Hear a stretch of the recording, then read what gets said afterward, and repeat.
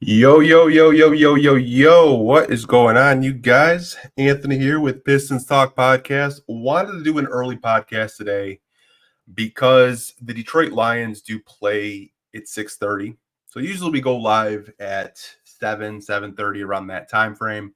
Wanted to go live for you guys today a little bit earlier because I know most of Michigan, if not all of Michigan, is going to be watching the Detroit Lions play football today in the NFC Championship against the San Francisco 49ers. So that's why we're doing our early show today at 4:30. But man, how about them Detroit Pistons? Pistons just beat the OKC Thunder. Jaden Ivey and Jalen Duren. Wow. That was just a hell of a game. Do want to pull up the box score real quick because I don't have the stats off the top of my head, but Ivey and Duren were spectacular today against the number one seed in the Western Conference, the OKC Thunder. So let me just pull up the stats right quick. Wanted to see what the box score was. For some reason, this app is just like on its BS today. I don't know why. I apologize, but give me a sec. Here we go. Jalen Duren in 30 minutes, 22 points, 21 rebounds, 6 assists, man. Wow. What a game for Jalen Duren. A 2020 game against OKC and 6 dimes. Beautiful. Jaden Ivey in 35 minutes, who led the team in minutes, by the way, which I don't think he's done that this season. Jaden Ivey had 19 points, 8 rebounds, and 6 assists. Obviously, the shooting percentages weren't the greatest, 7 out of the 20, but hey, we got the dub. Marcus Sasser got 18 minutes tonight. He had 12 points, 2 rebounds, 4 assists. Hit some really crucial shots down the stretch to close the game. Monte Morris, too, in 13 minutes. He had 9 points, 2 assists. Killian Hayes didn't play that much today. I think he only played, 13 minutes. So it's good to see, Monte Morris come back contributing. He was a key vet that I think a lot of us were expecting him to help out this team. He comes in, gets you 9 points in 13 minutes. Jaden Ivey had the ball in his hands, looked great. Jalen Duren was just a monster out there, and just that game as a whole is what I think this team could be going forward. Playing a full 48, and that's what they did. It was just really good to see. It was, and I'm happy that I get to do a podcast on a Pistons win. Obviously, we don't have a lot, but I do want to read some comments that you guys are leaving as I'm talking live. Got Eastside Johnny. What up, though? What up, Johnny? Hope you're doing well, man. Hope you're doing well on this Sunday. Pistons set the tone for today with that win. Now, let's go Lions, man. Let's hope. Let's try to get to that Super Bowl today against the Niners. I would love to see it. We'll take this win every day. 100% Muhammad. 100%. I'm happy with the dub, man. They played really good basketball. It seems like every game Cade is forced to sit out, the Detroit Pistons have a great competitive game. I believe they averaged more wins this season with him in the lineup versus him without being on the floor. I think my biggest thing, because this comment is coming from that alkaline healer, when Cade plays, the pace is a lot slower, and that's to be expected. Cade isn't the type of player Jaden Ivey is in terms of just like Ivey's a blur out there in transition, and Ivey likes to play fast, where Cade is more – I'm not going to say Cade's a slow player because he's not. He's more methodical in terms of how he gets up the court. But when Cade isn't in the lineup, you see the team run more in transition. You see the Pistons play faster, and I think that's what you've seen so far versus when Cade is in the starting lineup versus when Cade is on the bench due to injury. I think the team just plays more fast. That's just kind of my takeaway with it. It always has been, because we were talking about this last week about having Ivey just have the ball in his hands and have Cade play possibly small forward. Because it seems like when Ivey does have the ball in his hands, the offense runs a little bit smoothly, or more smoothly, I should say.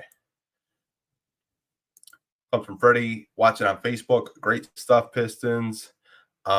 Walking around with some serious head wobble now. Yeah, man. Like it's great to see, man.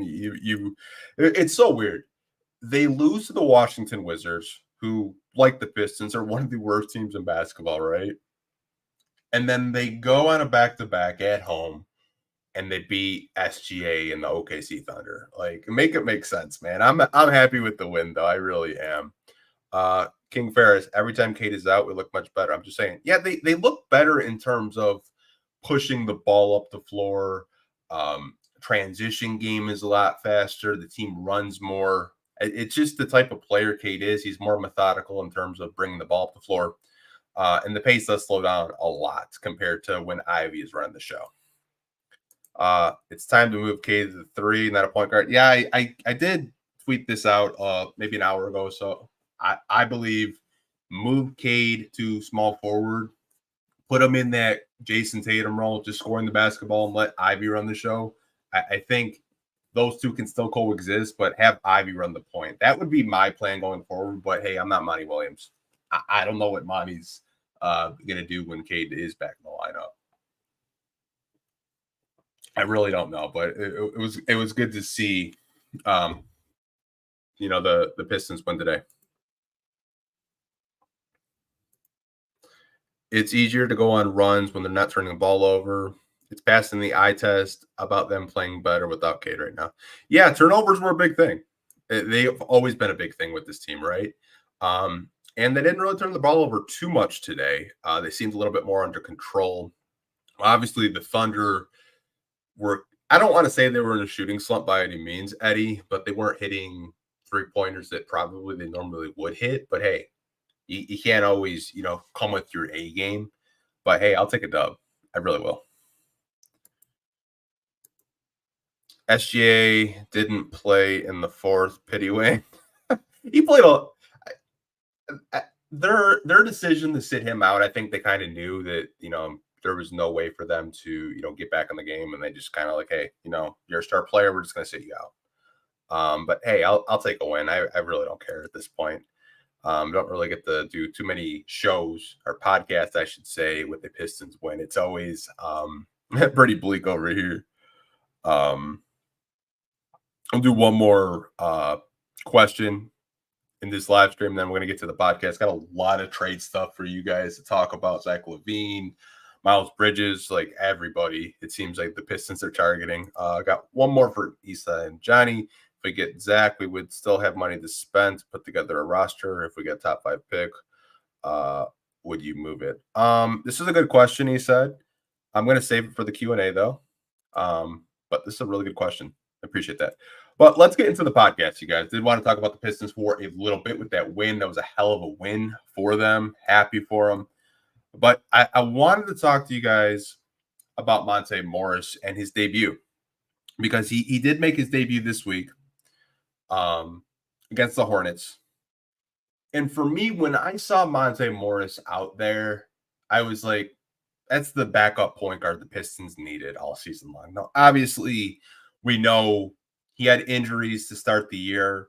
He was supposed to come back in November. He had a setback, and he came back this week for the Detroit Pistons. And you're seeing his impact right away in a Detroit Pistons uniform. This is a guy that has a very low assist to turnover ratio. You could look it up. It's, tops in the league.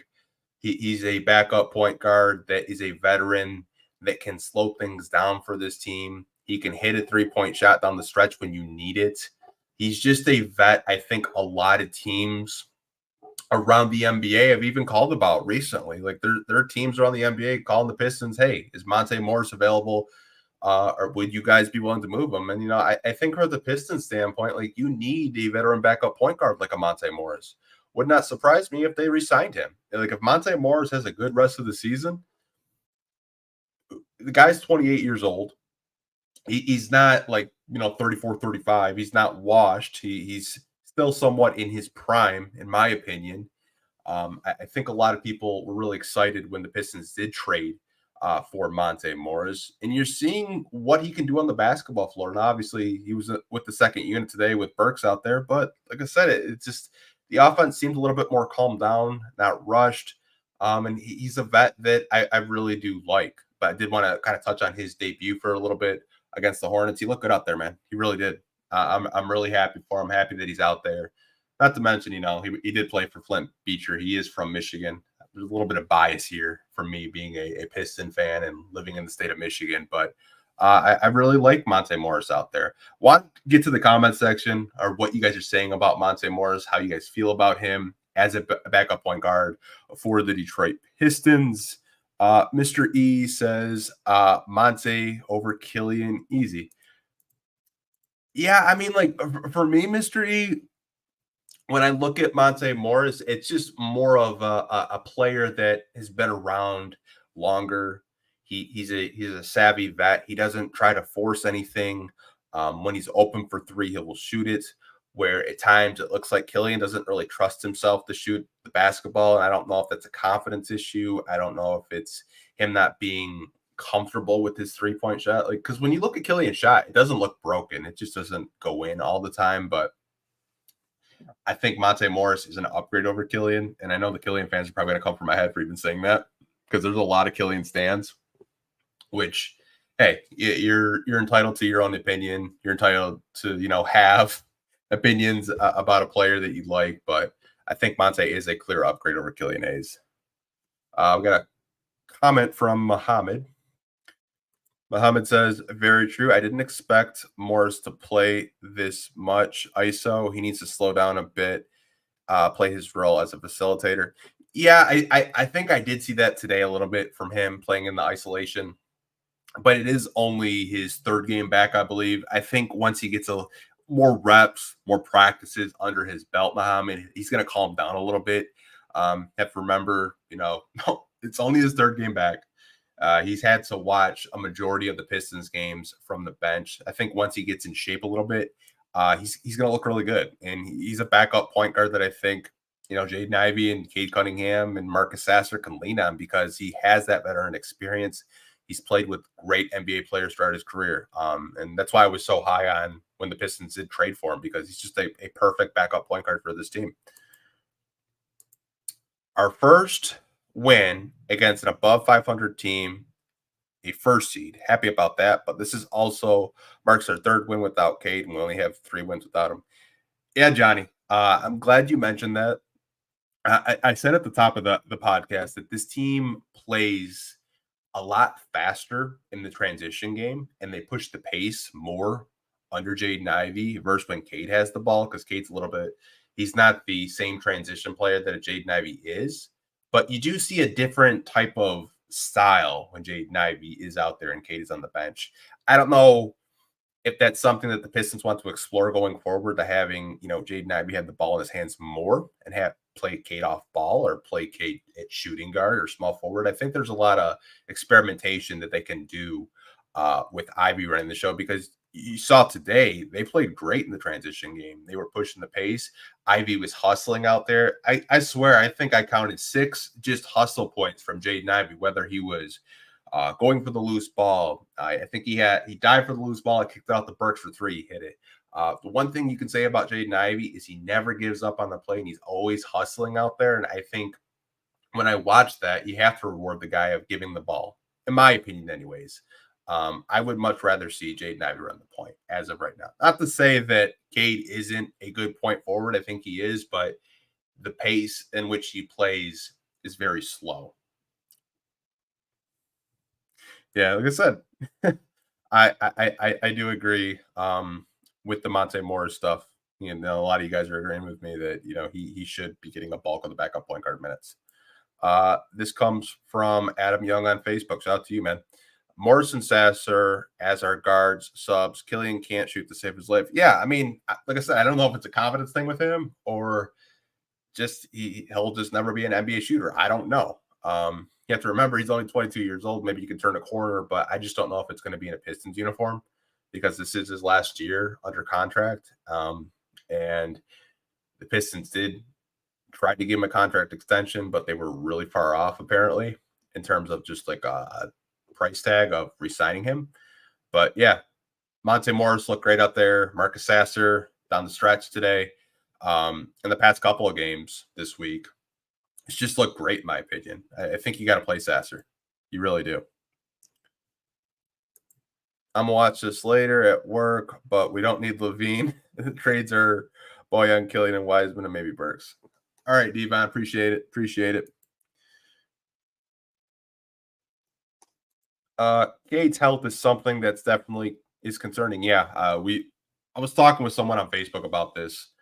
It was like you have to bring it up. You have to bring up Gates' health, and I think what we're gonna do it effortless, is this is actually gonna be for later of the podcast, end of the podcast, because I do want to talk about it a little bit. I don't want to spend too much time on it, but I think it's something you do have to take into consideration with Kate Cunningham for sure. But we're gonna go to the second topic of the show, you guys, and something around this time of year is trades. And you guys know, the trading deadline season is probably the peak of the NBA in terms of news, right? You see so many of your favorite players um, in trade rumors, stuff like that. So we do have some news, and this does come from James Edwards III of The Athletic. He had a piece saying that the Pistons view Cade Cunningham, Asar Thompson, Jaden Ivey, and Jalen Duren as their blue chip pieces moving forward. Per league sources, the feeling is that the Detroit has no interest in trading any of the four players in the immediate future. So that does come from James. And I think when you look at these four players, right, the four players that I'm looking at, like you just drafted Asar Thompson, 5th overall. I think he's a piece that you can build around. We saw today that they were using Asar in pick and rolls, and I think that's something that you can keep doing because he's that good of an athlete and he's athletic enough to get to the rim, catch lobs. Get it? I love Asar. Jaden Ivey, we've talked for the last 16 minutes on this podcast. Hell of a player. I think he's a building piece going forward. Jalen Duren, I think he's going to be your franchise center personally. I think you can build a team around Jalen Duren. Now, obviously, I'd like to see him be a little bit more locked in on the defensive end, protect the paint a little bit more, protect the rim. But he's only 20 years old. He's only going to get better. And I think if you do go out and sign a veteran center to help him understand setting screens a little bit better, protecting the rim, not trying to do too much, I think Jalen Duren is a center that you could have for the next 10 years for the Detroit Pistons. And then obviously Cade Cunningham, your first overall pick. These are the core four. So the Pistons don't want to trade them. And especially with trading deadline season right now, you see teams that are interested in all four of these guys. The Pistons are a team that obviously they're the worst team in the Eastern Conference and the worst team in basketball. And there's a lot of questions if Detroit is going to move on from any of these four. And I think it's a good idea, even though it hasn't really translated to the wins so far. It's a good idea to try to keep these guys intact to see what you have. Personally, I'm okay with them keeping these core four. Well, obviously, they don't mention Isaiah Stewart. They don't mention, James Wiseman, even Marcus Sasser to an extent, even though you just did draft him. But these are the core four that the Detroit Pistons front office, they want to keep for the long term. And I think it's a smart idea from an organizational standpoint. These are four guys that I think all impact the game in a positive way. But on the negative side, they really haven't won too many games. But I do want to go to the comment section with you guys, see what you're saying about the front office deciding not to trade the core four. Let's see what we got from you guys. Give me a second. Which is insane. You can't play all them dudes. Eastside Johnny, I'm glad you said that because when you look at just those four, right? I think Asar Thompson and Jalen Duren are the two non-shooters. Who knows if Asar Thompson is going to develop a shot? He had a couple today where I was like, geez, man, it didn't even hit rim, hit backboard a lot. And they were quarter threes, right? And that was the one knock on him coming out of OTE was he wasn't a knockdown shooter, but he was a hell of a defender. Both of the Thompson twins. That was a scouting report on them is, hell of a defenders, really athletic, but their shots aren't, up to NBA standards. They might just be, lockdown defenders and never develop a jump shot. I don't know. I'd like to think that Asar could at least become a 30% three-point shooter throughout his career if he continues to work and develop it. We're going to have to wait and see if that does happen. Now, for Jalen Duren, I think you can get away with Jalen Duren not being a quote unquote perimeter threat. I think if he can have a career similar to a Bam Adebayo, for example, where Bam could still hit a jump shot.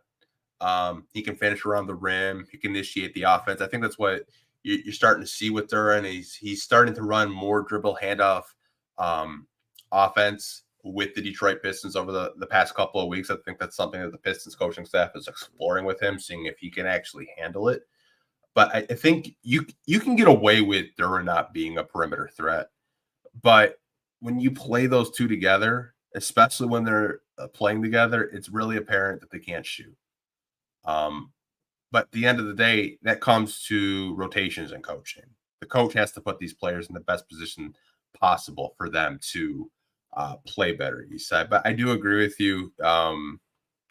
You can't pay all those dudes, especially when the contracts are coming up. But in terms of playing them, I think from a coaching standpoint, you have to do a better job of surrounding those players with spacing. Like they're starting to use Asar in more pick and roll instances because he hasn't developed a jump shot yet. There are times where he'll hit like these crazy tough mid-range jump shots, but they're not always consistent. And like I said, he's a rookie. He's only 20 years old, but he's a player that I think I trust more to develop a jump shot than anyone else on this team right now because I know what the type of work he puts in. We'll go to some more comments. This comes from Muhammad. I really think they're all very talented, but we literally cannot play two non-shooters with two mediocre shooters. In my opinion, one needs to go, unfortunately. Yeah, I mean, I understand this from fans where you look at the core four, they're calling it a second iteration of the core four, which is actually kind of funny. I agree with you, Muhammad. In terms of when you look at it, if Ivy is a league average shooter, let's say he shoots 35% from three throughout his career, I guess that's passable. Cade's he either can hit a bunch of threes one game or he can't. And it's if Cade's only a 30% three-point shooter, but he's just cash from mid-range, I think that's where it gets difficult because all four of those guys that you drafted, there's not one knockdown shooter out of all of them. And I understand that. I think one will go. And if I had to guess which one would get dealt, it's probably Jaden Ivey. And the only reason why I say that is because of who the coach is. I guarantee you, I'm not even listening to the press conference today, but I guarantee you Monty is going to say Jaden missed a shot or something, or he missed a read. He's not going to give him a pat on the back. Monty Williams just has it out for Jaden Ivey, and I don't understand why. It's the craziest thing. But like I said, if there was a trade, I would probably bet on Ivy just because of who the coach is. Not to say that I don't think Ivy's talented. I think he's one of the better players on the Pistons, and we've seen it since they had that organizational meeting. But I don't know, man. If they include him for a Lavine trade, it would not surprise me whatsoever. This comes from Ronald McDonald. I believe in Troy. Love his picks. They see value in Killian as a role player who can fill in if someone goes down. Yeah, I think Killian should be a 4-string guard, basically, because you would have, let's just say, Ivy's point. You want Monte as your second string, Sasser as your third string, and Killian as a break the glass emergency type guard if you need one. But the thing is, Ronald, I think they're still going to find minutes for Killian just as a primary defender. So whether you slot him in at shooting guard, I think there's still going to be times where Killian does play a good 10 to 15 minutes a night.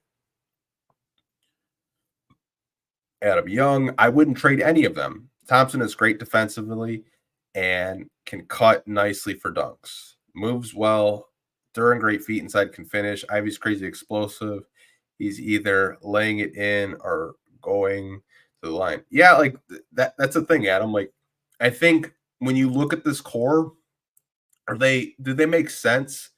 Perimeter wise, no. But I think it would be really early to try to punt one of them because a quote unquote maybe all-star player is available, like a Zach Lavine, for example. Like I said, all these guys are incredibly young. Like Jaden Ivey's in his second year, still making strides. Jalen Duren in his second year, still making strides, 20 years old. Asar Thompson has had flashes this year of being a lockdown defender. And he's just a menace in the transition game. Cade Cunningham, when he's healthy, I should say, can get you 25 a night easily.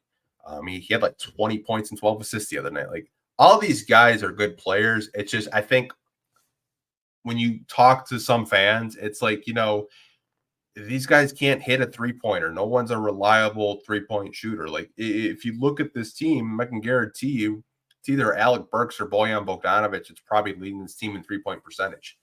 And those are two veterans. It would be better if one of your core four that you drafted leads this team in 3-point percentage. And I think that's why a lot of fans are like, two of those guys aren't perimeter threats. But I would hold on to them just to see what's there because we really don't know what they're going to turn into.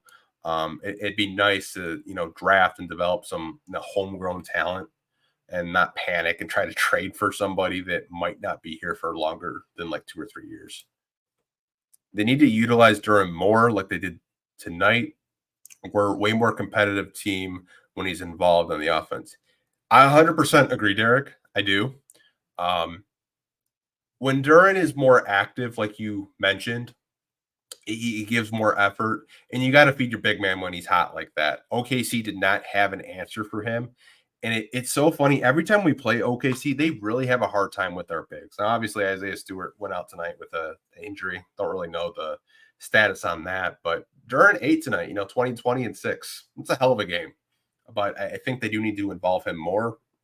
I think that's why you've been seeing kind of point Duren. He's been bringing the ball up the floor, initiating the offense a little bit.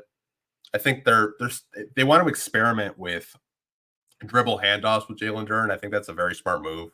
Kind of like how you see Joel Embiid initiate the offense for the Sixers. Same with Nikola Jokic. Now, obviously, he's not going to be a passer like Jokic, but I think that's what a lot of teams in the NBA are doing with bigs like that. Like you see it with Domantas Sabonis. You see it with Bam Adebayo. I think Duren is a gifted enough passer to where you can run dribble handoff sets with him offensively. I mean, we saw Andre Drummond do it. His last year here with Van Gundy, where he was, running DHOs and setting up the offense a little bit. And, it seemed to work. It looked good. My only thing is like, you have to have one big run of DHO. You can't have him and Stewart doing it the same time. So that tonight, I was like, you have to have at least one because when you have two of them trying to run DHOs, it clogs up the paint for the guards. But I do agree with you, Derek. They have to feed him more, get him more involved because he's a lob threat. And he's just a monster down low. Could it be we think these dudes are better than they really are? That's a great question, Johnny. I think they're good, but I'm not going to say like quote unquote Cade Cunningham is a top 5 player, right? I think all of these guys are good players, but I'm not going to say like they're MVPs or stuff like that. And we don't really know how good they're going to be. Like all these guys, like Cade technically is in his second year because he was out all last year.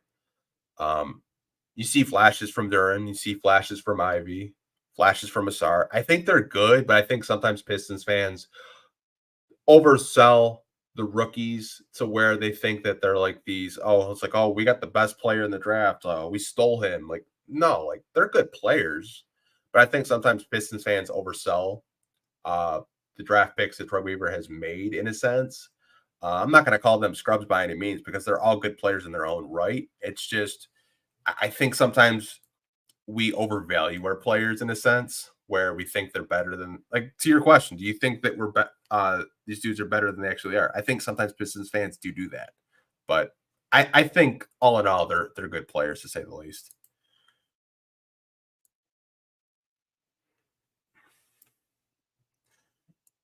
See, we'll go to another couple of questions, and then we're going to get to the next topic. don't judge me. If the return was great, and I'm not going to judge you, man. uh, Trading Cade, I would. The core four isn't going to work. Monty isn't good enough to make it work. We're not going to judge you for your comment over here. We're not. I think I encourage everyone to at least leave a comment. Like if you have a take, I'm more than happy to talk about it. Now, could you get something for Cade? Absolutely, absolutely.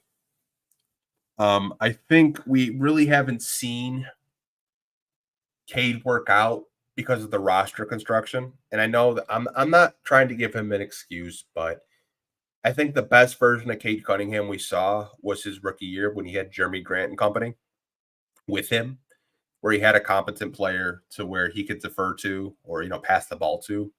Now, obviously, Bojan Bogdanovic it puts up monster numbers, but I think for us to judge Cade properly, he's going to need more spacing. He can't have non-perimeter shooters out there. Like if you surround Cade with perimeter shooters, I think he'll do a lot better. In terms of what you could get for him, I don't know. I really don't. Could probably get something good in return right now, but I think it's just really too early to try to trade him. He's still a good player. It's a guy that I think that the organization wants to keep. But like I said, it wouldn't surprise me in a few years if you see Cade's name in rumor mills just because maybe the team wants to take a step forward. But for us to evaluate him, we're going to have to see more perimeter shooters. You're going to have more than just Bojan Bogdanovic around him. You're going to need a bunch of 3-and-D wings to really evaluate him. And I know that's kind of like a cop-out trying to give Cade an excuse, but it's not. I think the reason why Ivy is thriving so much is Ivy can initiate the offense and get to the rack and get to the line. And he's a lot more athletic versus Cade. And I think that's why it's working. In terms of Monty, I do agree with you 100%. He's just too laid back for me as a coach. I was having this conversation yesterday. Like when Stan Van Gundy and even Dwayne Casey were here, you never saw them just sitting on the bench doing nothing. They were walking back and forth on the coach's sideline, telling their players what to do, what play to run. Where Monty, you don't really see that 100% of the time. He's just not as engaged as previous Detroit Pistons coaches. That's just the way I see it anyways. Not to say that Monty's a bad coach. I think he's a good coach. I just don't think he's a good coach for this team. I know I said one more, but I really like this question or this comment from Tyler Morgan watching on Facebook. He said, I think they are running less pick and rolls without Cade in that lineup, especially Duran, just getting better working on the block and passing out of the double teams. 100% agree. I do. But I do want to get to the next topic. I really do. I know you guys are leaving a ton of comments, and I really do appreciate that. We'll probably answer some of them in the Q&A segment. But I do want to get to the next topic, like I mentioned. So we talked about DeJounte Murray a couple of weeks ago, right? And the Hawks and the Pistons had conversations about a trade. So the Hawks wanted the Pistons to trade Jaden Ivey and Sar Thompson for DeJounte Murray, right? And we've kind of heard that, the Hawks want 2 first-round picks or, good young players for DeJounte Murray. And I think the Pistons were very wise to reject this trade because I like DeJounte Murray as a player, but I'm not really convinced that if you were to make a trade involving Jaden Ivey and Sar Thompson for DeJounte Murray, it really moves the needle too much. I think at the end of the day, when you're talking about the Atlanta Hawks, Luka scored like 73 points on them. Not a good look defensively. And DeJounte Murray is, he was coming out of college, he was just kind of like this project player that did develop in San Antonio. But I'm glad the Pistons did reject this. I think, trying to involve a Jaden Ivey and an Asar Thompson for him, glad the Pistons said no. I think eventually he's going to end up with the Los Angeles Lakers because of who his agent is. He's represented by Clutch Sports. You guys already know who runs that. Rich Paul, who's in LA, LeBron James. You guys can kind of connect the dots. I think Murray's probably going to end up in LA. I know a lot of Pistons fans were really on board with possibly trading for DeJounte Murray, but I'm kind of glad they took their names out of that sweepstakes, because trading not only Jaden Ivey and Asar Thompson, I think that's just kind of an overpay, and the Hawks were trying to fleece the Pistons, in my personal opinion. When I read this report from James's article, I was like, hell no, I'm not trading, I'm not trading Jaden Ivey and Asar Thompson for DeJounte Murray. It's just because I know if you guys go back, the Hawks initially tried to trade up for Asar. They were willing to give us, their 15th overall pick and DeAndre Hunter, and the Pistons said no. They obviously like Asar. They like Jaden Ivey, but I think that's too much for DeJounte Murray. And I know he's under contract, and he'd be an intriguing guard to pair next to Cade Cunningham, but I think what you have in Ivey, who's to say he possibly can't turn into a similar type of guard as a DeJounte Murray, maybe not even better. I think, DeJounte's a hell of a player, but we really don't know what Ivey's going to turn into. We've seen 2 years of Jaden Ivey, and today he looked phenomenal. He looked like that 5th overall pick that everyone was saying he was the best available player at 5 during his draft class. Jaden Ivey looked phenomenal. I'd much rather bank on Jaden Ivey's long-term trajectory than trade him and Asar to the Hawks for DeJounte Murray. But I do want to go to the comments, what you guys are saying about this trade proposal that the Atlanta Hawks did offer the Detroit Pistons. So let's get to it. I know you guys probably have a bunch of takes about this trade, 100%. Urban Alien 247. I don't like that trade at all. Ivy and Asar. Yeah, it's a terrible trade in my opinion. I think the Hawks are just trying to get maximum value for their guy, and I don't blame them, but to me that would be like a fleece for the Hawks if they were able to get off Murray's contract and get 2 young guys under contract, to help trade. Excuse me. We got Game Nuts. DeJounte and Zach Lavine trades would be a Band-Aid solution to this problem. I do like Zach and Cade backcourt, but getting rid of Ivy, who could potentially become either of them in this, is not ideal in my opinion. Yeah, like Jaden Ivey could possibly turn into a Zach Lavine type player. They have very similar archetypes. Not saying that Jaden Ivey is going to be the type of player, Zach Lavine is, but they're both athletic, 2 guards. They can fill up the stat sheet. Jaden Ivey's in year 2. Zach Lavine's been in the league for quite a while. Like, Zach Lavine wasn't really doing the type of stuff Jaden Ivey was doing in Minnesota year 2. Like, I've been following Zach Lavine for quite a long time, like all the way back to his UCLA days. Like, Zach Lavine's a hell of an athlete, but I think you should just hold on to see what Jaden Ivey could possibly be. Like the Atlanta trade, like Asar and Ivy, no, I'm not doing that for DeJounte. 7 Mile B, what up, man? Do you feel like we need to trade Bojan and Burks before they get hurt? Do you feel like Troy DeSeaver needs to stop playing? We're gonna get into this later in the podcast because both of these guys are quote unquote on the trade market for the Pistons. They're vets that teams are calling about. But we're going to get to that later in the podcast, 7 Mile B, but appreciate you dropping a comment.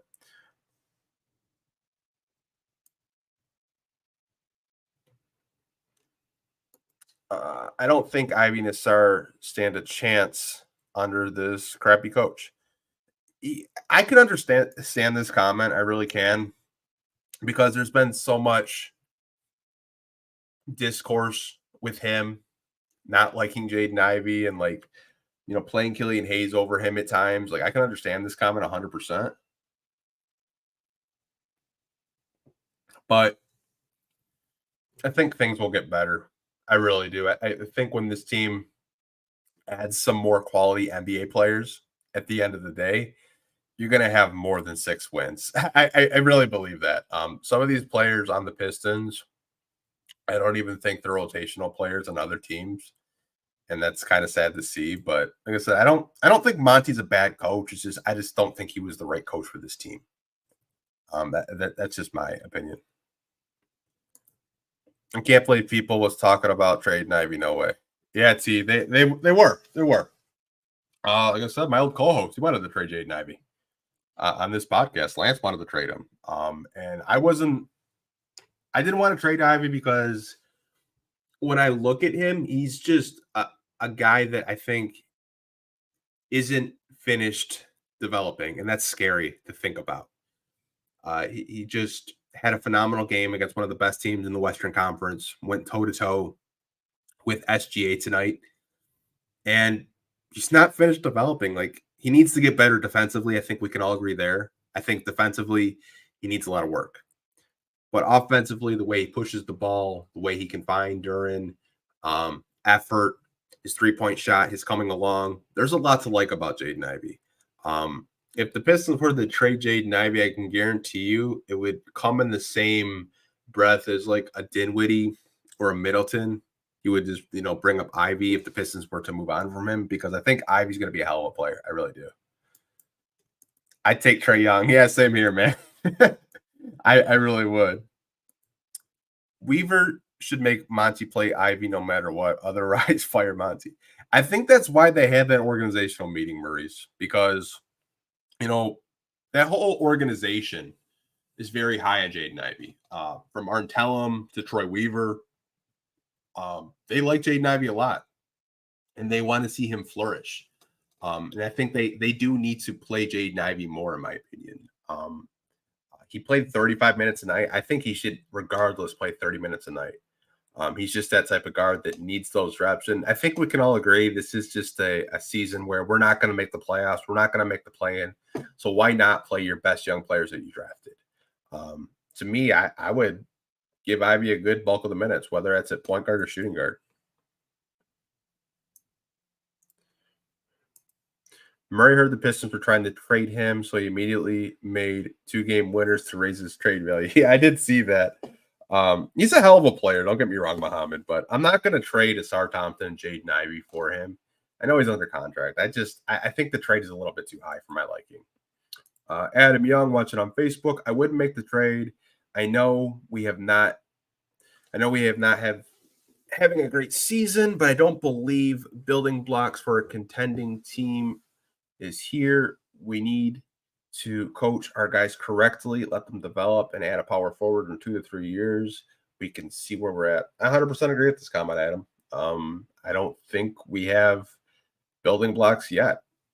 I think there are intriguing young pieces that we've drafted. We're going to have to wait and see if they can turn into building blocks. Like, can Cade and Ivy turn into a building block? Can Duran be your franchise center? Can all of these guys, be core guys that you tried to build the team around? It's way too early to really say we have a quote unquote core to build around because we have less than 10 wins this season. But if they develop, build chemistry, maybe you do have building blocks with all these young guys.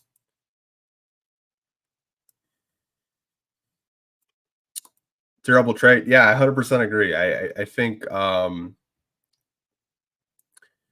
when I saw that trade, that report from James Edwards of The Athletic, I was like, yeah, I just don't think that's a good trade. I think if you were to try to trade for Murray and they wanted Ivy, you would have I would be interested. But the fact that they wanted a Sar and Ivy and some draft picks on top of that, no, that's just too much for DeJounte Murray. I'm glad the Pistons did reject the trade. So this next topic, you guys, is probably why you're here. And it's Zach Lavine, right? Zach Lavine has been a name that has been in the trade rumor mill, seems like the past couple of months. And there was a report from The Athletic, from James Edwards, said that the Chicago Bulls and the Pistons have had conversations involving Zach Lavine, league sources say. Chicago appears to be locked in on a package involving Bojan Bogdanovic and one of Detroit's blue chippers. So when they say blue chippers, they're talking about Cade Cunningham, Jaden Ivey, Asar Thompson, or Jalen Duren for Zach Lavine. So the Bulls and the Pistons have continued to talk about possibly a trade down the line. You look at Zach Lavine's contract; he's under contract for the next couple of years. He's an all-star. He's available. We've heard from Adrian Wojnarowski of ESPN saying that his trade value is incredibly low right now. There isn't really a trade market for Zach Lavine, but the Bulls want Bojan and they want one of our young core guys. I think if the price for Lavine is quote unquote your second leading scorer in Bojan Bogdanovic and a core guy you have drafted in the lottery,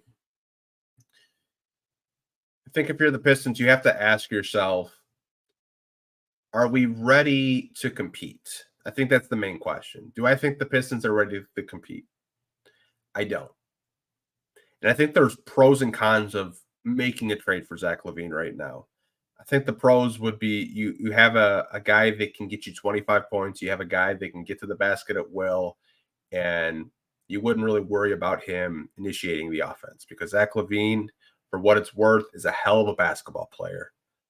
He dropped 51 on the Pistons, and the Bulls still lost. Hell of a player, hell of a scorer. I think we all understand that with Lavine. I think the cons with Lavine are a couple of things. It's the contract. It's the contract for me. The contract's pretty high. I think that's why a lot of teams are very hesitant to offer anything of value to the Chicago Bulls for Zach Lavine. It's a hell of a contract. Obviously, the Bulls gave it to him, and they're having regrets. They really are. They thought that they were going to be a team that compete in the Eastern Conference, and obviously, what happened to Lonzo Ball was sad for them. Obviously you look back. I mean, they were one of the better teams in the Eastern Conference when Lonzo Ball was healthy, but that is not the case. He's not healthy. Lavine has been in and out of the lineup with injuries. Colby White has been playing really good. When Lavine was out, the Bulls were starting to win games without him. And Colby White kind of has been unlocked in Chicago. But I think another con I do want to bring up is defense. I think defensively, when you talk about Zach Lavine, he's not known as a quote-unquote lockdown defender. Now, could he be a passable defender here in Detroit? Maybe. I don't know. But I think if you were to trade for Lavine, it's probably going to be Bojan and Ivey. I think that's what the Bulls would want, personally. I don't think they want another big. They still have Nikola Vucevic. Not really sure if they want another wing. They have Pat Williams. We have Asar Thompson. I think it would probably be Bojan and Ivey if I would have to guess. And to me, I would pass on it because I believe in Ivey that he could get to the same status as a Lavine. Now, obviously, Lavine is an all-star. I understand that. I get that. But who's to say Ivey can't turn into that same type of player? So personally, I would probably pass on it just for the contract and what that means for, Jaden Ivey going forward. But I do want to go to the comments to see what you guys are saying about this trade package. Again, the Bulls would want a Bojan Bogdanovic and one of the Pistons core players, whether that's Cade Cunningham, Jalen Duren, Jaden Ivey, or Asar Thompson. I want to see what you guys are saying about this. Not enough room for Jay and Monty. One's got to go because I don't trust Monty to play him. Same here, Steven. Mr. Jones. Lavine is an all-star, and it's an offensive league anyways. Those are valid points. They are. He is an all-star. And this is an offensive-driven league. I'm saying if you were to add Zach Lavine, I think the Pistons would average more points a game. I think the offense would be more fluid. I do. But I think it would be weird to see a Cade Cunningham and Zach Lavine backcourt because I don't really know how it could coexist in terms of who's going to be the alpha, who's getting the last shot. Does it become Zach Lavine's team? Does K play second fiddle to Zach Lavine? I don't know. Those are questions that I think all of us have. Um, and also, it's like the contract is pretty damn high. It's really high. Like I'm just gonna look it up, just for whatever. Because I know some people probably don't know how much he's making. So Levine signed a 5-year, $215 million contract, and he'll be a unrestricted free agent when he's 32 in 2027. So he's making 40 million this year. He'll be making 43 million in 2024, 2025, 45 million in 2025, 2026, and 48 million where he has a player option in 2026, 2027. So that was one of the main points I had. It's, hell of a player, all-star, can probably average 30 on this team easily. But it's like, that's a lot of money to commit long-term if you're the Pistons. That's a lot of money. I just don't know if the Pistons are ready for that type of player. I really don't. Do it effortlessly. Comments, the contract sucks, but it won't be bad in a couple years of the salaries rising. Yeah, that is true. That is true. I think if you want an all-star level type of player, they're going to cost you 30, 40 million. Like I said, that's what it is. That's where the league is heading. Like bench players are going to be making 10 to 15 million in a few years. Eastside Johnny, think Pistons fans in the organization are stuck in the old days. No one is playing defense. We got to get with the times and scoring over 120 points a game. Yeah, you're 100% right, Johnny. You are. You can't be locking people down like it's 04 anymore. Can't even play defense nowadays without the refs blowing a whistle. But it's just, are you comfortable with the contract? Because I think if you were to trade for Lavine, you're going to get a contract. He's going to be under contract for the next couple of years, and then you have to see what you're doing with Cade, because he is extension eligible. Do you give him that rookie max extension? Don't know. But if you think about it, a lot of your money would be tied up between Lavine and Cade if you were to make that type of trade. If you're the Pistons, like I said, I like Lavine, but I don't like him for 40 plus million. Hell no way we should trade for him. Yeah, like I said, you guys are all welcome to your opinions. Like, I like Lavine, but I don't like him for 40 million. I really don't. Lavine is good, but it's not like we have any other big contracts and salary cap that goes up every year. Yeah, a majority of our contracts right now are rookie scale contracts, right? I think Bojan is the highest paid player right now. He's at 20 million. Stu's contract goes into effect next year. That's 16 million. We have around 50, 60 million to play with, depending on what they do with, Bojan and other players, the vets. But it'll be interesting to see for sure. This is tired Zach Lavine crap. He's a bum and he doesn't want to play here. Okay, Sue. Haven't seen you in a minute. Oh man, that's funny. Do you think we should look into trading Cade Cunningham next year or the year after? I'm not sure, Nick. It's really hard to evaluate this team when he doesn't have proper spacing. But I can understand it from fans. They're seeing Ivy. He's winning with less. He's winning with less spacing. But you have to kind of understand that Ivy and Cade are completely different players, and they have completely different skill sets. So the reason why Ivy's winning so much right now is because of the type of player he is, where he's more of an athletic guard that thrives in the transition game, where Cade is more of a methodical player that thrives in slower pace offense. But Cade needs more perimeter shooting around him for me to really evaluate him. Like I think if they were to get more 3-and-D wings, you would see the Pistons win more games with Cade Cunningham. But I don't think the Pistons are ready to move on from Cade. I really don't. gonna do us like Blake Griffin did. I'm glad someone said that. I'm not saying that Zach Lavine is Blake Griffin, but in terms of contracts, they're similar. Blake had just got a huge deal from the Clippers, and they trade him 6 months later. Zach is in 1 year into his 5-year contract extension with the Bulls, and it was over a $215 million contract.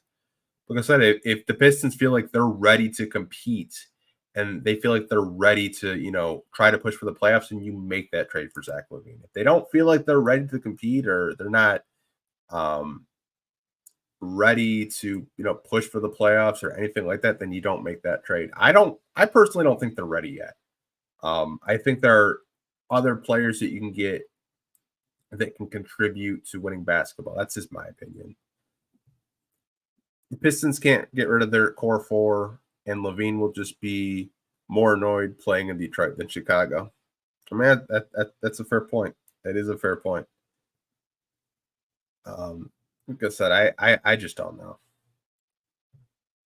Trade for Zach if we got 20 or 30 million. Feel free, fill the roster, and then we got a top pick to flip. Yeah, well, no guarantee we have, a top 5 pick, probably be 5th. I know some people are like saying, "Oh, look at Alex Sarr, he might be a Piston." He's not going to be. I'd be surprised if the Pistons won the lottery. I just don't know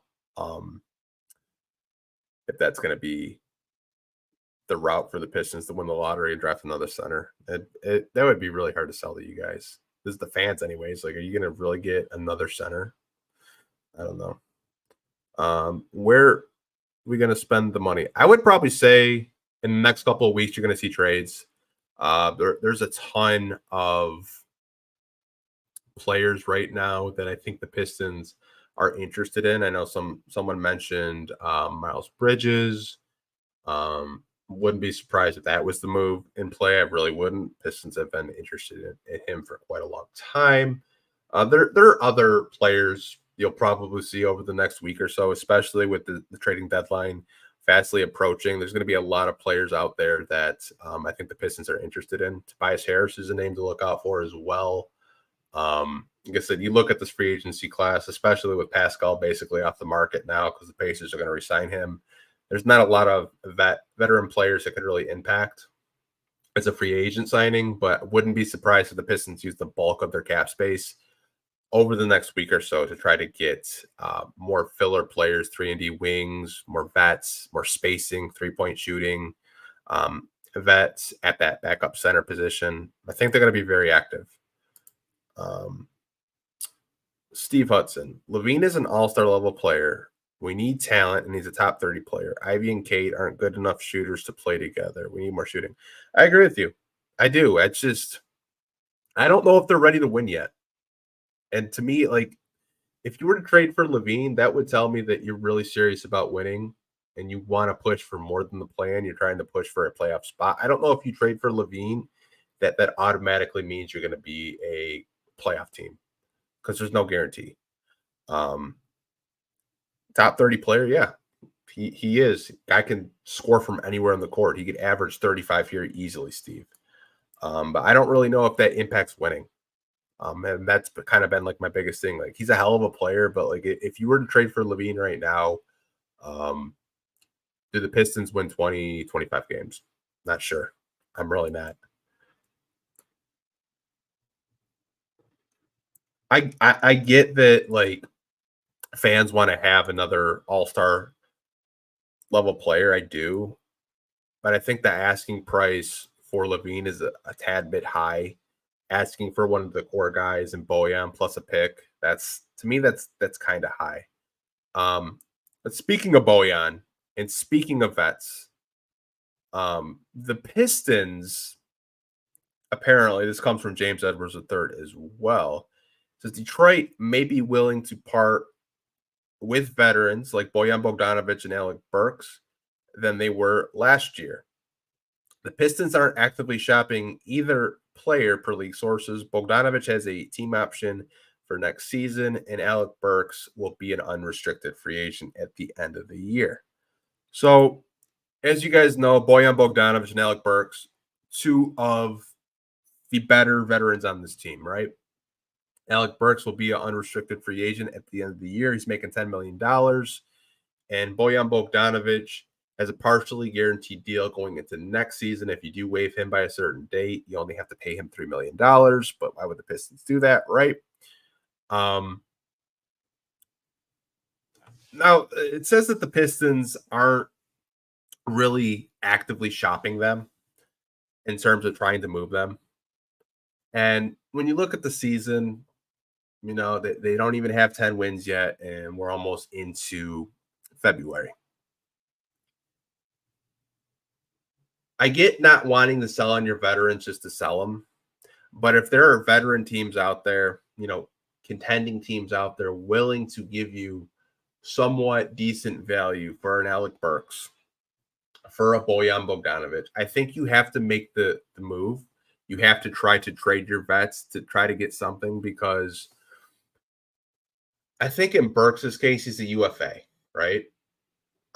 There's no guarantee he's going to want to resign here next year. Alec Burks is, over 30 years old. He probably wants to go sign with a contending team, try to compete for the playoffs. I doubt he wants to stay here in Detroit with the rebuilding team. If there's teams out there willing to give you maybe a young player and possibly a second-round draft pick, or maybe you get lucky and get a late first, whatever, I think you have to take that in terms of Burks. With Bojan, I think what I've seen from this front office since he's been here is they want what they want, and they're not going to take anything less. They want a first. They want 2 firsts. They want a first and a good player, or 2 first-round picks. I don't know if they're going to get that for Bojan, especially him being 34. Even though he can fill it up, I think he's averaging close to 30 points a game over his last 3 as the primary option. I think the Pistons have a tough decision to make in terms of what they're going to do with Bojan Bogdanovic. I personally think he's going to be here after the deadline is over. I don't think they're going to sell on him. I think they want him to continue to stay. But I personally would see what I could get for him. I really would. But I do want to go to the comment section, see what guys are saying about possibly trading both of these vets in terms of Alec Burks and Bojan Bogdanovic. So let's see what we got from you guys. I can't see the Pistons bringing in Miles with all the harassment front office charges have. It would be a PR nightmare. I understand that. I do. The Rob Murphy stuff is, I'm not even going to speak on it, but you guys can look it up. Detroit News just wrote an article about it the other day, what he was doing with the Motor City Cruise and the Detroit Pistons, and what he did to this older woman. Really gross, really effed up. But I do agree with you on that, but it wouldn't surprise me if they do try to trade for Miles Bridges. It just wouldn't. It's my understanding that they were going to sign Miles Bridges before the incident did happen with him off the court. It was reported the Pistons were willing to throw Miles Bridges an offer sheet, but they decided to pull out because of the off the court stuff. And even his the accuser of the harassment Miles Bridges had, she said that it's getting blown really out of proportion. I saw a quote tweet from NBA Central from her. She's saying that it's getting really blown out of proportion by the media. I don't know what that means. But strictly as a basketball player, I think he would be a good fit, personally. An athletic wing that can spread the floor, attack the basket, nightmare in transition. I mean, we just played the Hornets a couple of days ago, and he looked great. But I do agree with you. Do it effortless. I think it would be a PR nightmare if you are the Pistons. Steve Hudson. Send Alec Burks to the Knicks for Grimes and our first-round pick back. It's funny, Steve. We actually talked about this last week. We talked about possibly sending Quentin Grimes to Detroit and trying to get our first-round pick back for Alec Burks. I don't know. The Knicks might actually kind of be desperate, especially with Julius Randle going to be out for the next couple of weeks. I think he sprained his shoulder or his collarbone, something like that, I read. They're in the playoff hunt right now, so you never know. You really never know. And I think they do want to upgrade their bench because that is a weakness of their team right now. According to Knicks fans, they do want to, upgrade that bench. But hey, you never know. Maybe you can get something for Burks to the Knicks. And Tom Thibodeau really likes Burks. He really does. I would trade Burks to the Knicks to get our pick back from them and see if we can squeeze a second round pick as well. A lot of you guys are on the Alec Burks to the Knicks train with me. I'm glad.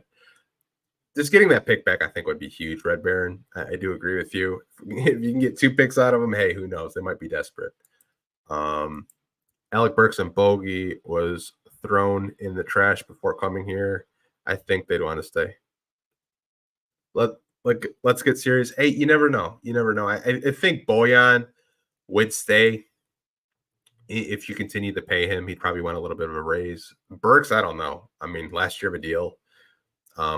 What would you pay him? Like $15 million to stay? I don't know. Because I don't think you can sign him for 10. I think he'd probably at least want 15. And are you willing to give a vet like that $15 million to come off your bench? I don't know. That's something you have to ask yourself. This comes from Derek Dawson, watching live on Facebook. Shout out to Derek. So I like Burks and Bogey. They definitely can help this team competitive. They could really help a winning team, though, and the team needs assets. It won't help us win more games this season, but the season is over anyways. It's about developing the young guys at this point. If a team is willing to offer us some solid draft picks or young players, I'd be all for it, especially with Bogey. I'd like to see him help a contender while he still has a few good years left. Derek, I'm glad you did leave this comment. It's something that I've had the same opinion, especially with this season. I think we could all agree as Pistons fans. The season is over, and I think what you should be really focused on is developing the guys that you drafted, investing all your resources into making them better basketball players. Now, if a team were to offer, the Pistons a good young player or a first-round pick for Bogey, I think they would take it. The problem is a lot of these contending teams usually don't have draft picks that are in the near future. They have draft picks like in 2027 or 2029, something like that. But I mean, if you were willing to move off of him for a young player and a draft pick, I think the Pistons have kind of signaled that's what it would take. I think Bojan is valued by a lot of teams in the NBA, a lot of playoff teams. Like we mentioned Dallas last week. They've been really interested in Bojan even before he was a Piston. They were interested in him in Utah. I could see teams like the Miami Heat interested in Bojan. I could see teams like even the Denver Nuggets. They could use a guy like Bojan. There a lot of playoff teams, when you look at it, could all use a Bojan Bogdanovic because he's just a perfect small forward, power forward, whatever you guys want to categorize him. He can fill it up. He could either start or come off the bench for you, and he's a matchup nightmare if you do put him at power forward because he's a lot quicker than a lot of power forwards out there. But I just don't know if they're willing to move on from Bogey. Steven asked, what would you want for Bogey? Me personally, Steven, I probably would want a player that is equal value in terms of production. Like the draft pick thing, I think you could get a first, but probably like a really late first. I'd rather try to get, if they were going to trade him as a filler piece in a trade rumor, like we talked about Lavine, I've talked about Tobias Harris, players like that. I think you can get at least a team talking if you involve Bojan. I know they're like the last comment on Facebook from Derek, he said he'd rather have a young player in a draft pick.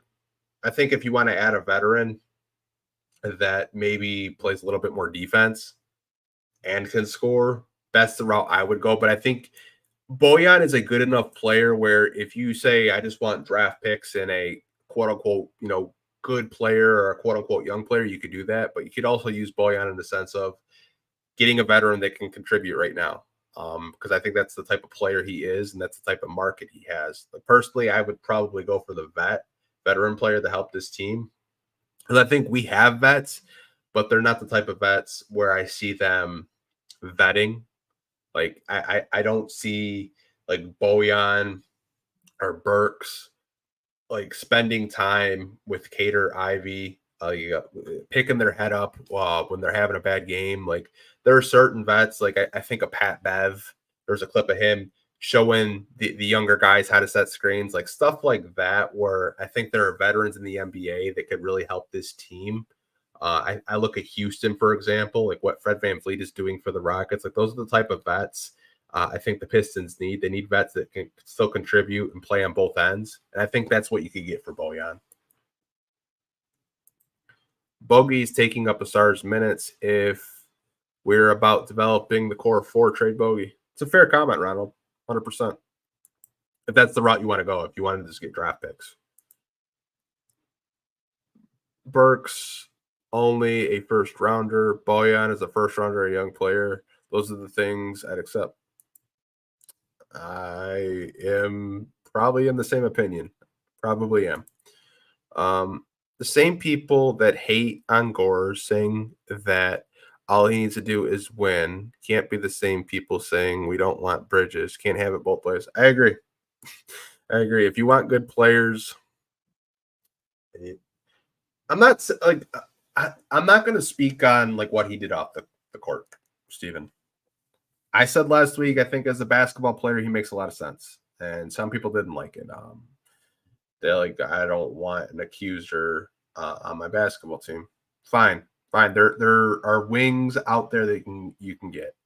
Like I know he's not a household name, but like Royce O'Neal on the Nets would be good on this team. You know, he's a low key 3-and-D wing that can help this team win basketball games. Like Royce O'Neal's a pretty good player.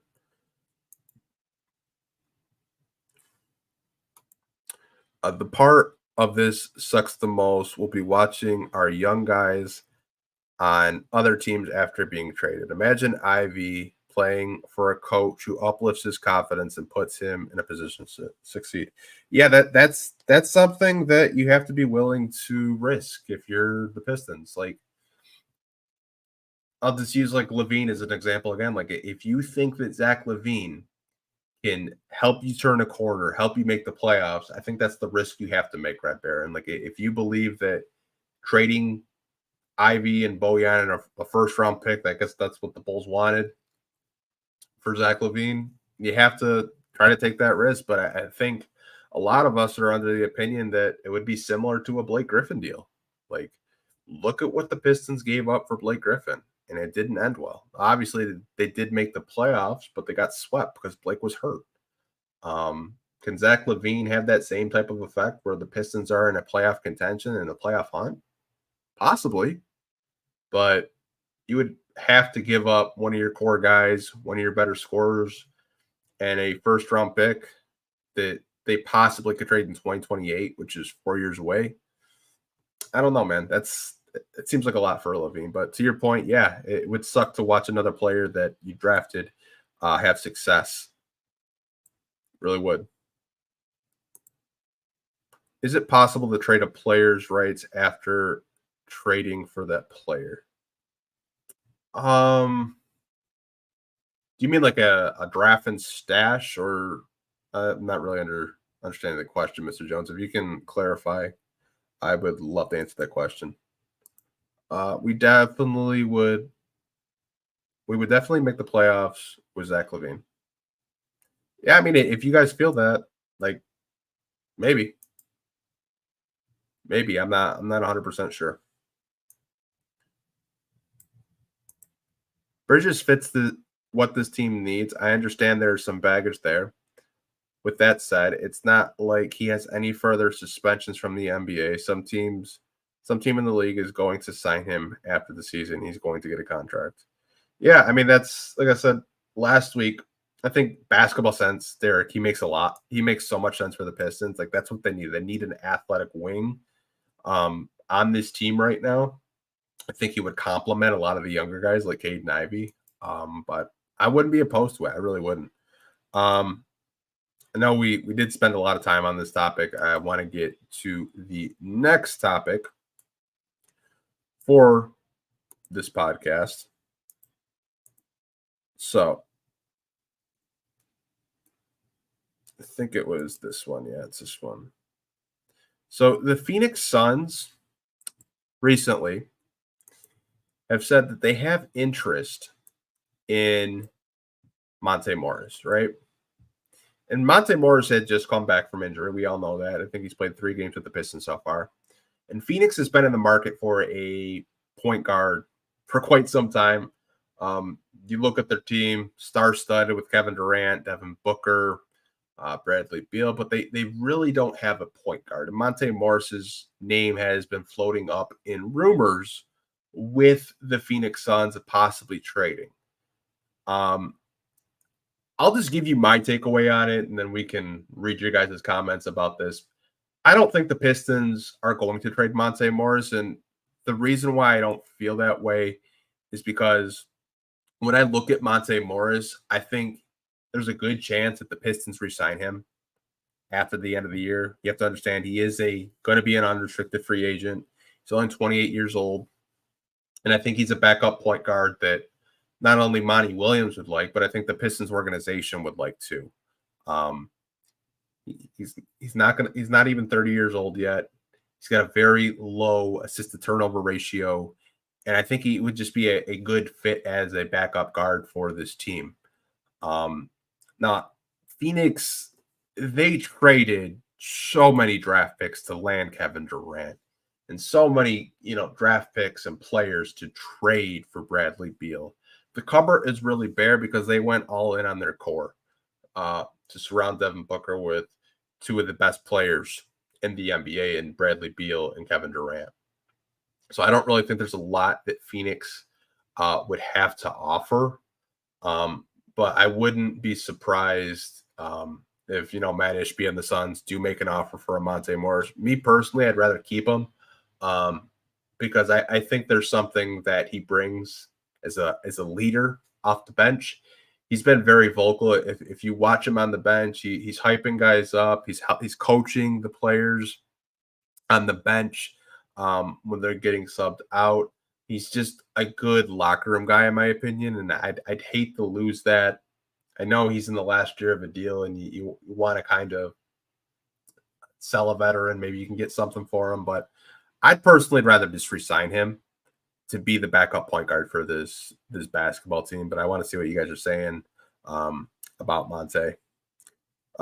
Moore is possibly getting dealt to the Phoenix Suns in a couple of weeks. What can they offer besides second-round picks?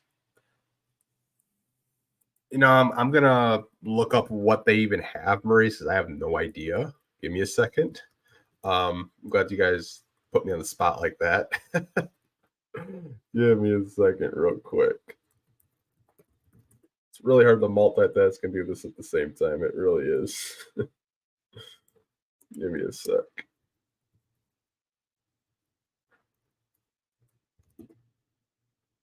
Okay, here we go. Give me a second to scroll down to the Suns, and I can tell you what draft picks they actually have.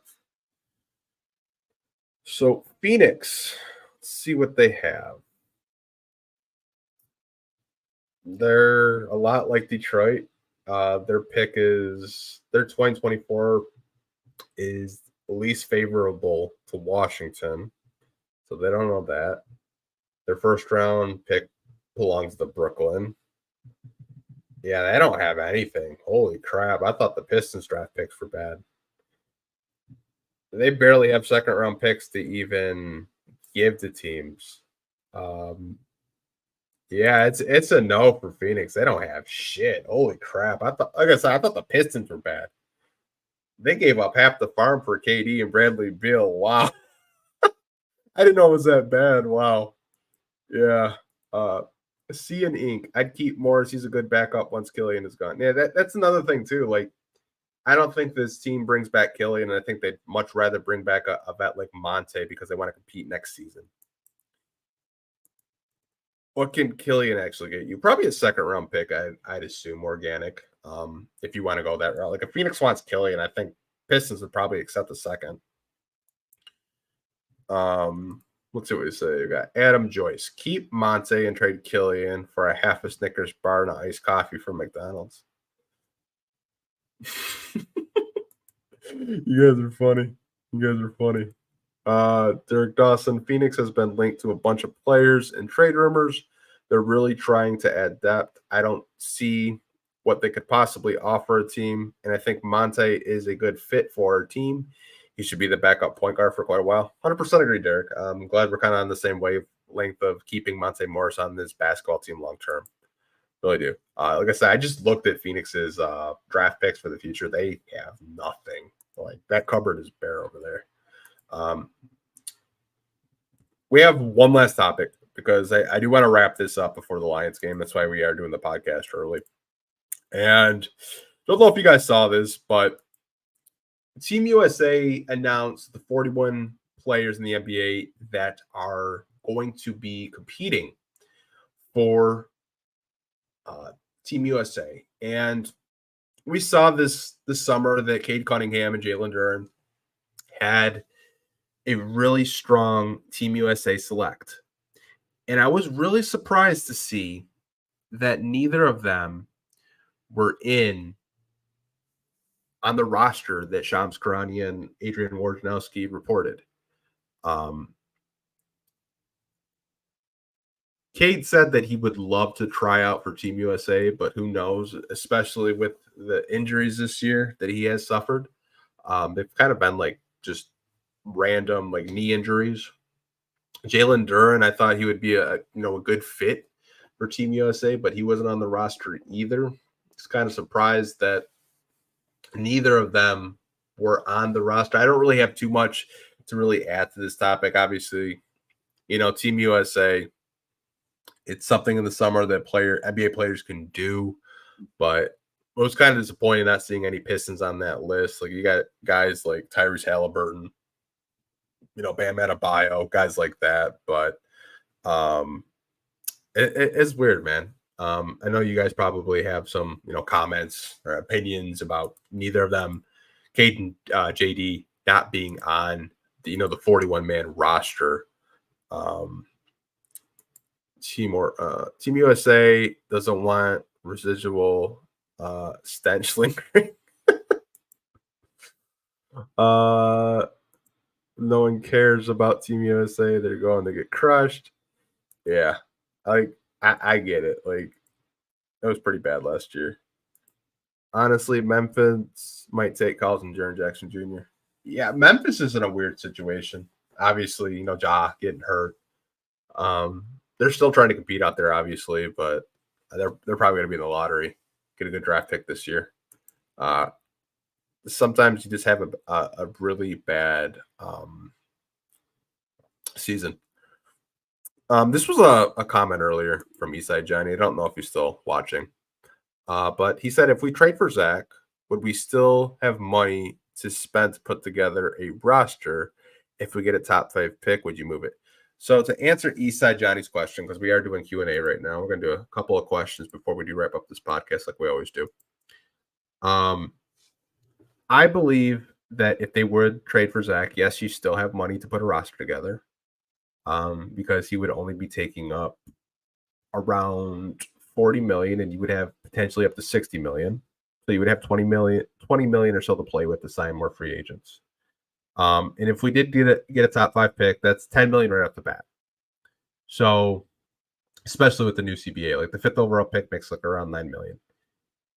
If they were to trade for Zach, they're probably going to look to trade their draft pick, because I can't see the Pistons trading for Zach Lavine and then selecting another rookie, even though there are some rookies in this draft class that are pretty good. I haven't, or they're not rookies yet, but players coming into the draft, the 2024 draft, they're pretty good. I'm not saying like there's a quote unquote like a LeBron or a Zion out there, but they're serviceable players. I think there's some players out there that you guys like. I haven't really got that into the draft because I have a feeling the Pistons will trade it this year. But to answer your question, Johnny, yes, if they traded for Zach, they would still have around 20 million to spend, and they probably try to look to trade that draft pick this year. The lowest they can fall to 5. So like, let's say they fall to 5th, they're probably looking to move that draft pick. But like I said, if they do want to go out and try to get a Zach Lavine, they could.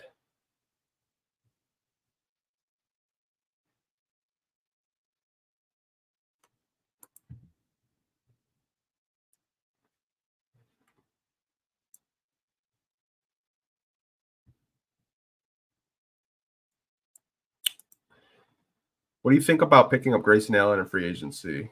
Hard-nosed veteran, good defender, and shooting 50, 40, 90 would help us a ton. Yeah, Grayson Allen, I know he was like public enemy number 1 when he was in college. Some of the plays were kind of dirty, but you can't deny the shooting splits this year. I think he's a player that would fit on this team. He can create his own shot. He can pass, defend. I always tell you guys, like, those mid-tier guys that you can go out and get. Like, we just traded for Mike Muscala, Danilo Gallinari. I think there are players out there that aren't like quote unquote all-stars or MVPs, but you can still get the mid-tier guys. And I think Grayson Allen would fit into that mold. And I think adding him wouldn't be a bad move. I just think some fans have a bad taste in their mouth when they hear Grayson Allen's name, just because of some of the dirty plays he had in college.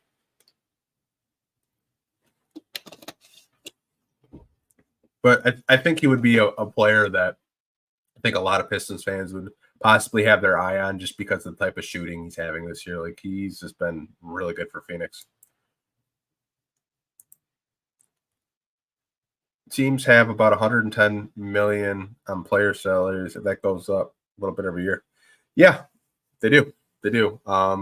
Depends with the TV contracts and stuff like that. But yeah, salaries should be going up each and every year with the new CBA, 100%.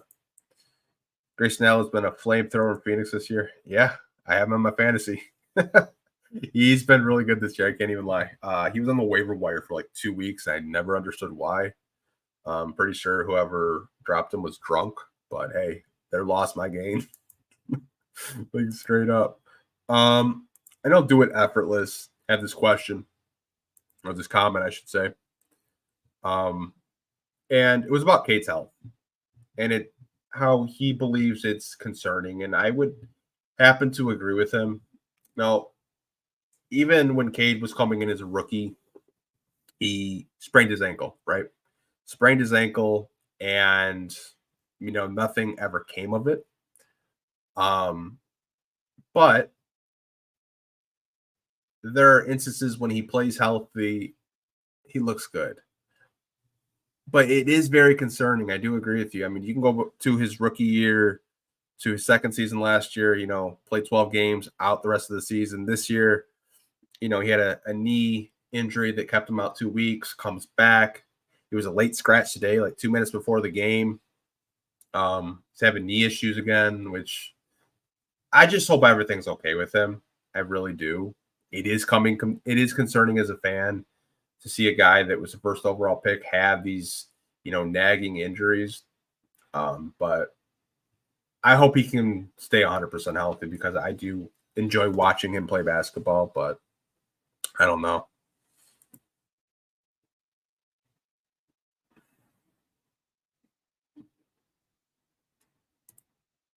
They have less than 60 million under contracts, not including Bojan. Yeah, we have a lot of cap space to spend, Maurice. When you look at free agency, though, it's so depressing. That's why I think they're going to spend a lot of their cap in the next week or so at the trading deadline. I really do. I just think you could get some players under contract. Maybe even if it's for a year or two, that would make a big difference. And that's kind of been like Troy Weaver and companies like MO, is to go after guys under contract. What player would you try to surround Cade, Zach around with 20 million? Okay, you're really on the Zach stuff. So I'm going to cheat and look up the free agents this summer just to see, because I would definitely get, if that's the play, You're going after Zach Lavine. Let's say the Pistons do it. They're just going after Zach Lavine. Excuse me. I'm going to look at some more small forward depth because I think that's a weakness of this team. And I'm looking at some guys. Like I said, you got guys like Gordon Hayward, DeMar DeRozan, Marcus Morris, Doug McDermott. I'm looking. I would possibly go after. Like I know he's not a household name, but I wouldn't mind Otto Porter Jr. I wouldn't mind a guy like that at all. Royce O'Neal is going to be a free agent as well. He's 30. Kelly Oubre Jr., who signed a one-year deal with the Philadelphia 76ers, he's going to be a free agent. I think if the Pistons were in play to go up, let's just say they add Zach Lavine, I would go after guys like that personally. Just small forwards that can defend a little bit and shoot. Jalen Duren's ankles are concerning. Ever since he wore ankle braces, he's been pretty good though, Mr. Jones. So shout out to those ankle braces. Shout out to whoever told him wear some ankle braces. My bad if I missed the elephant in the room, but how much better is the offense look without Cade pounding the ball to the ground? Yeah, we talked about it a little bit, organic. And I think my biggest takeaway with Jaden Ivey having the ball in his hands is just how much better the offense flows with the ball in his hands. It seems like they have a little bit more energy. They play faster. I love the transition game with Jaden Ivey and the players out there. But it seems like the offense flows a little bit better when Jaden does have the ball in his hands.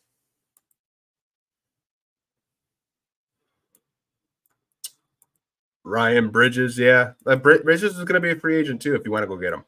He really is.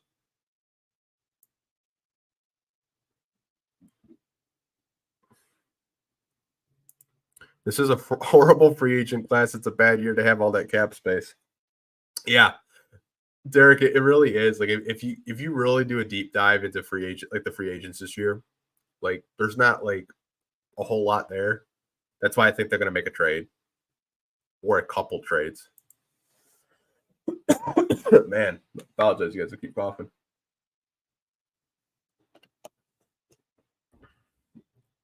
I would spend that $20 million on a good backup five.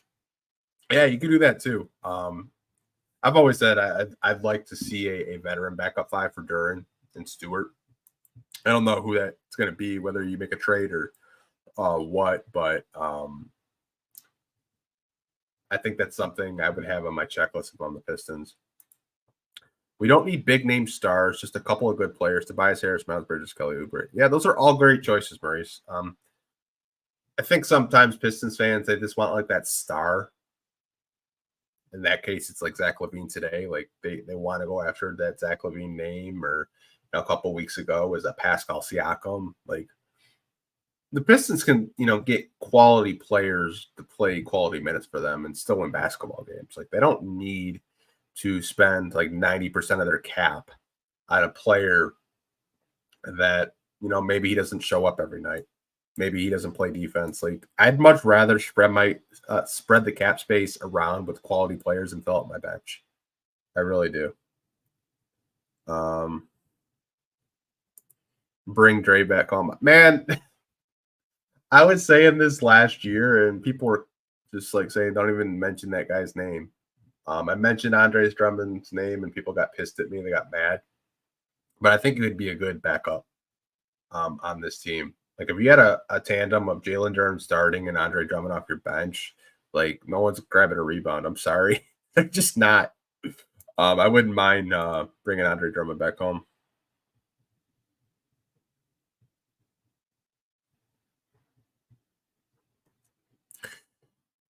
Are the Pistons a better team without Cade? Numbers say so. Though I don't buy it yet. It's hard to say if they're better without him. I just think they play faster. I think that when you watch Cade hell of a player, but he doesn't play with the same pace that Jaden Ivey does. And you don't, a blind man can see that. Cade Cunningham is not as fast as Jaden Ivey. He's not running up the court like Jaden Ivey. And I think the reason why the Pistons are winning basketball games right now is because of Jaden Ivey's energy and his willingness to push the ball up the court, diving for loose balls, just making, winning basketball plays. The chemistry him and Dern have together is special. I think Cade Cunningham is a hell of a basketball player, but I just think when he's out there, they just play completely different styles, and that's okay. But we just haven't really seen it translate to wins under Cade. Now, obviously, we have 2 wins with Ivy while Cade sits out. And I know some people are going to have those debates and conversations. I've said until you get Cade more, 3-and-D wings and floor spacers, we really don't know how to evaluate him because he's had to play with some horrific spacing, non-shooters out there, where I think with Ivy, how he compensates with, having guys that can't shoot is he's constantly attacking the basket and he doesn't really settle for the mid-range jumpers like Cade does. Ivy's constantly attacking the basket and just doing what he can with what he has, where Cade a lot has just kind of, he loves the mid-range jumper, and the spacing out there isn't the best.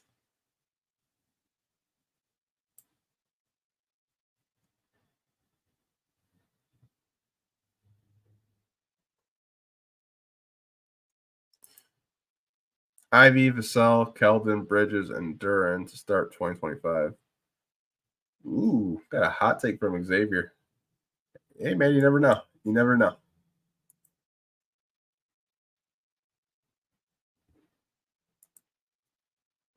What do you guys think of getting Bol from the Suns?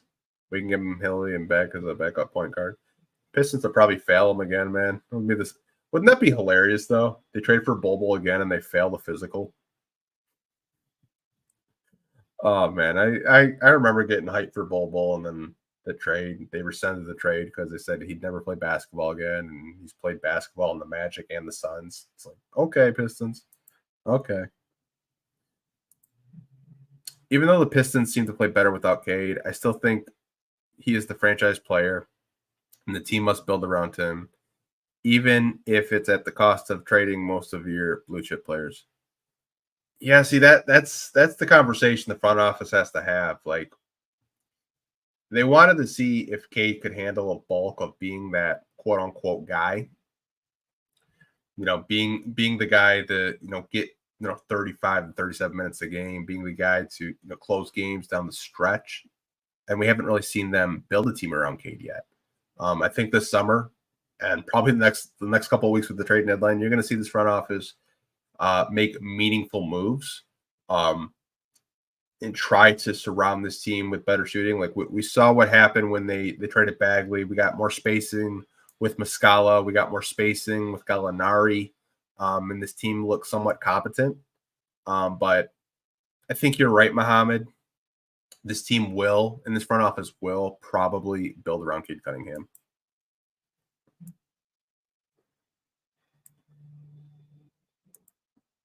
Just curious, why don't the Pistons want to give up one of their young players to get a big name like Lavine, someone who can get you 25-5 each night? That's the $1 million question, JK. And I don't really have an answer for you. Now, I could give you an opinion why I think that. But like I said, I don't work for the front office. Like, I think the biggest reason why they don't want to give up, quote unquote, one of their core 4 is they don't know what they're going to become. Now, obviously, a guy like Zach Lavine, like you said, he can get you 25-5 right now. I think the reason why the front office doesn't want to bite on trading them right now is they want to see what they have before they make that judgment. Now, maybe they have a different conversation 2 years down the line where they say, you know what, we're going to have to trade one of these guys in our core 4. They don't fit with Cade and Ivy. They're not complimenting them. But I think the front office right now, they're just in constant evaluation mode. And I know that's kind of hilarious to say when they have so many losses this season, but they want to see which players fit and which don't. And I can't really fault them for that, because if they were to trade, let's just say they want to give up on Ivy to try to get Lavine, and Ivy becomes just like this all-star type level player, going to have a bunch of fans, including myself and you, be like, why the hell did they, trade Ivy for Lavine? Ivy's the better player. I think at the end of the day, the front office just wants to evaluate everything.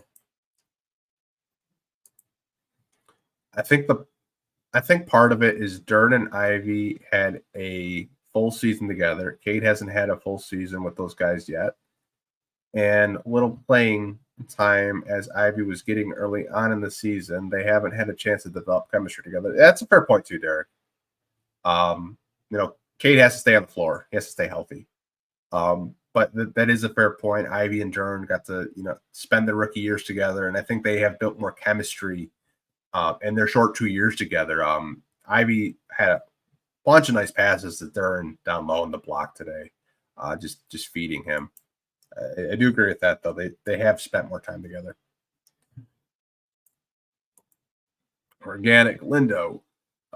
Cade has superior off-ball movement and all of the basketball IQ. I feel like he could show it off more as a wing of against the stacked defense. Yeah, I mentioned earlier, and I know I haven't checked Twitter, but I'm sure I'm getting blown up. I had mentioned moving him either to the shooting guard or small forward. Like I said, why not put the ball in Ivy's hands as the point guard and put Cade as a small forward, put him in that Jason Tatum role, right? I think it would just make more sense. Like, just have Cade being that primary scorer and let Ivy just run the show. I'm not saying like do that full time, but I want to at least see it as an experimentation, like seeing if it can work, right?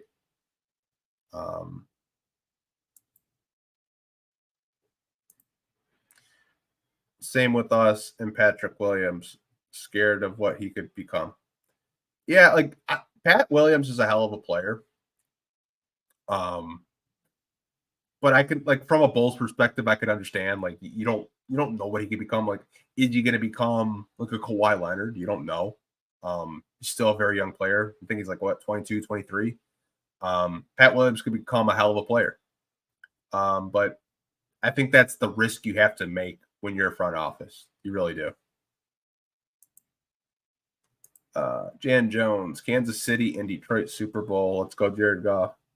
Oh, did they win? I haven't checked it. I actually had my phone on Do Not Disturb. I didn't see if they won. Is the game over yet? Did you guys spoil it for me? Oh, wow. KC won. Wow. Man, I'm going to see more Taylor Swift. Swear, man. Lamar and the Ravens trashed it. Man. See, my biggest thing is I don't hate the Kansas City Chiefs. I just hate the Taylor Swift shit. Like, to me, like, I don't, like, when I'm watching the game, like, I don't give a shit if she's in the stands getting drunk with Patrick Mahomes' wife. I could honestly give a fuck. It's going to be like Eminem versus Taylor Swift. Like, who gives a shit? Sheed's about to go nuts. Yeah, shout out to Sheed, man. Big Kansas City Chiefs fan. You guys, but I do want to wrap up the podcast. So I wanted to be respectful of, obviously, your guys' time. But, man, the Lions play in 15 minutes. It's about to be lit. I can't wait to watch the Lions versus the 49ers. But I appreciate you guys coming on early today with me. We're going to try to do the podcast next week, depending on, like, if the Lions win or not. We'll try to schedule it around. Maybe we'll do another early podcast. Maybe we'll do 7:30. I don't know yet. I'll keep you guys updated. But appreciate you guys rocking with me for almost 2 hours. So shout out to you guys. Let's go Lions. I'm gonna go catch the game right now. Peace, guys.